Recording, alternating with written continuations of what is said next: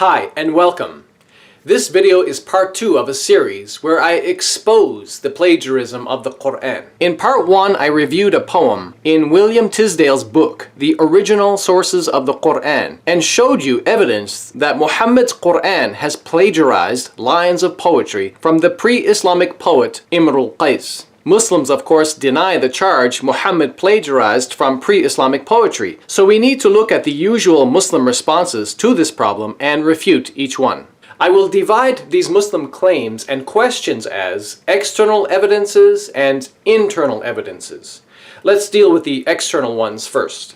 Number 1. Muslims claim nobody ever charged Muhammad with plagiarism. My response is, well, Tisdale himself made that charge. As we see here in the appendix to chapter 2, quote, "It would be difficult to imagine Muhammad venturing to plagiarize from such a well-known author as Imrul Qayees, even though, as we shall see later, he did so from less-known foreign sources." And for Muslims who want to focus on more ancient history, long before Tisdale lived, they ask, how could Muhammad get away with plagiarizing the poetry of the famous Imrul Qayees without historically being accused of plagiarism? Well, I would say Muhammad stole from the lesser-known poems, not the more famous ones, and this could explain why it was unnoticed by others. Tisdale himself indicates this in the appendix to chapter 2, where he says, quote, "These odes formed no part of the mu'allaqat. They were not as generally current as poems contained in the later collection were." In other words, it appears Muhammad has plagiarized from the lesser-known work of Imrul Qayees, which was not part of the famous mu'allaqat collection. These lesser-known verses Muhammad inserted into the Quran, chapter 54, and in other places. And if you're wondering how the less famous poetry of Imrul Qayees got added to an edition of the famous mu'allaqat collection, that's explained here in this Wikipedia article on the mu'allaqat. It's due to the great celebrity status of Imrul Qayees that later scholars would add a poem of his to the mu'allaqat collection, while not intending to make that poem an intrinsic part of that work. Number 2, Muslims also claim the pagan Quraysh tribe were the most knowledgeable people about Arabic poetry, and also the most eager to deny Muhammad. Nevertheless, none of them made such an accusation that Muhammad had taken some of the Quran from Imrul Qayees. Well, I say the Quran itself kind of refutes that argument. I've already shown it repeatedly admits Muhammad was being accused of producing poetry. Think about it. How can an illiterate man who allegedly could not read or write be accused of producing poetry? This charge only makes sense if he was plagiarizing it from someone else. Number 3, some Muslims claim the poem displayed by Tisdale does not exist anywhere in Imrul Qayees' poetry extant today. Well, I'd say that's probably because of the controversy. It's been removed due to fear and intimidation by Islamic authorities. However, we know the poem did exist outside of Persia in Tisdale's time, as he says in a footnote in the appendix to chapter 2, quote, "The Reverend Dr. Zwemmer of Bahrain, however, informs me that he has found the words ذَنَتِ السَّاعَةُ وَانشَقَّ الْقَمَرُ in the last section of the last poem of Imrul Qayees in an edition which he possesses. This shows that in the early 20th century, the poem had been found both in Iran and Bahrain, so it wasn't completely wiped out of existence." Number 4, Muslims say the poem has no original written manuscript. I respond by saying, so what? Poetry in pre-Islamic times was memorized and passed down by oral transmission, and was only written down later. This is not a good excuse for Muslims to use, because the Quran was also first transmitted orally and written down later. Based on this argument, Muslims would have to reject the Quran also, due to the absence of a first original Quran manuscript. Number 5, Muslims claim many Persians are anti-Arab and want to reject an Arab prophet, and it's no surprise that poem was found in Persia, implying that it's a fabrication. My response is, that makes no sense, because Iran's population is mostly Shia Muslim, and these Persian Muslims believe in the same Arabic Quran and same Arab prophet which Arab Muslims believe in. Yes, Tisdale's source came from Persia, but as we've just seen, a friend of his in Bahrain also had an edition of poetry attributed to Imrul Qayees, which contained the same words. Bahrain is not Persian, but an Arab Muslim country. The poem therefore seems to have an Arabic source. Now let's deal with the internal evidences. Number 6. Muslims say Tisdall changed his opinion and ended up agreeing with his expert colleague that the poem attributed to Imrul Qayees was inauthentic. Well, that's true, but I believe Tisdall is wrong here. I will show you why in a minute. In a footnote in the appendix to chapter 2, Tisdall gives the reason for his expert friend's conclusion. He says, quote, "This is the opinion of Sir C.J. Leal, than whom it would be difficult to find anyone better qualified to speak on the subject of ancient Arabic poetry. In a letter which he has kindly sent me regarding the authorship of the lines in question attributed to Imrul Qayees, he expresses his conviction that they are not his, giving reasons rounded principally upon the style and the meter." Tisdall goes on to say, "His arguments have caused me to modify the opinion on the subject expressed in my Persian work." So we notice here the reason for concluding the poem is not the work of the master poet Imrul Qayees was that Sir Leal, being an expert in ancient Arabic poetry, apparently saw problems in the style of the poem. But in my opinion, this is not a good reason to automatically dismiss the poem's authenticity, because it's well known that Imrul Qayees had a drinking problem, as you see here in this Wikipedia article, and he may have composed this poem while drinking. So this easily explains how a master poet could compose poetry which contained weakness of style or some inaccuracy of meaning. It wouldn't be so strange if he was drunk. But another possibility is that the scribes who copied Imrul Qayees's poem may have made copyist errors. Such errors could occur especially if copying poetry from a different Arabic dialect. Lastly, it's important to point out that in one of his footnotes, Tisdall mentioned that in Bahrain there were scholars of Islam or learned Muslims who apparently thought the poem was original because they found it perplexing or troubling. Number 7. Muslims also claim this poem attributed to Imrul Qayees cannot be original because there are expressions of monotheism in it. The poetry mentions as-sa'a, or the hour, and the belief in being revived on the day of judgment. They claim this is surprising for a poet known to have a bad moral character, and pre-Islamic Arabs did not believe in resurrection and doomsday. Well, I say there is some evidence that Imrul Qayees may have been a Christian of some sort. Not a true Christian, a bad one perhaps. Or he may have been influenced by Christianity in some ways. And this means Muhammad was even more likely to plagiarize from him because Muhammad was known to plagiarize from Jewish and Christian sources at other times. If Imrul Qayees was a pagan, Muhammad would have been less likely to plagiarize from him. As you see here in this Wikipedia article, Imrul Qayees was known to have contact with influential Christians of that time. So it's not so strange that he wrote some of his poetry while being influenced by biblical concepts. In ending this video, I will conclude that